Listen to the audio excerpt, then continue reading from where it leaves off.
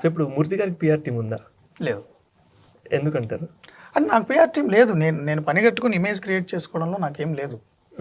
నా షో ఏదైతే ఉందో అంతే, దాన్ని చూసే జనాలు నన్ను ఫాలో అవుతారు, తిట్టుకుంటారు, విమర్శించుకుంటారు, ద్వేషిస్తారు. ఓకే, గాళ్ళు ఇష్టం. సో ఒక చిన్న వీడియో ఉంది, మీకు చూపిస్తాను. మీ ఒపీనియన్ కావాలి దాని మీద.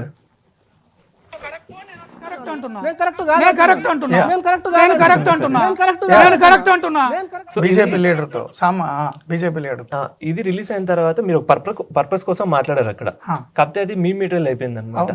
అది చాలా వాటి కింద వాడుకున్నారు, ఫుల్ ట్రెండ్ అయింది అప్పుడు.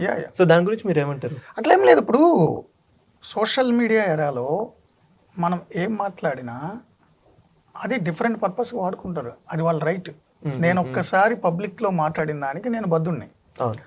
దాన్ని ఎవరెవరు ఎలా వాడతారంటే వాడతారు, నో ప్రాబ్లం. ఇప్పుడు నేను మాట్లాడి చాలా వచ్చినాయి అలాంటి మీమ్స్, చాలా ఉన్నాయి సార్. అవును, కరెక్టే అంట. ఇప్పుడు చంద్రజీవి స్వామీజీ ఉన్నారు, అయిపోయా అన్నారు ఆయన ఒక సందర్భంలో. అయిపోయా అనేది ఇప్పుడు పెద్ద మేము లాంగ్వేజ్.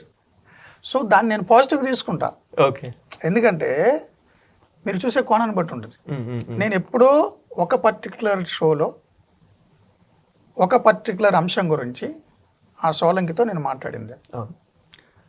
కరెక్టే అంటున్నా, కరెక్ట్ కాదంటున్నా, అయిపోయింది. ఆ రోజుతో నా షో అయిపోయింది.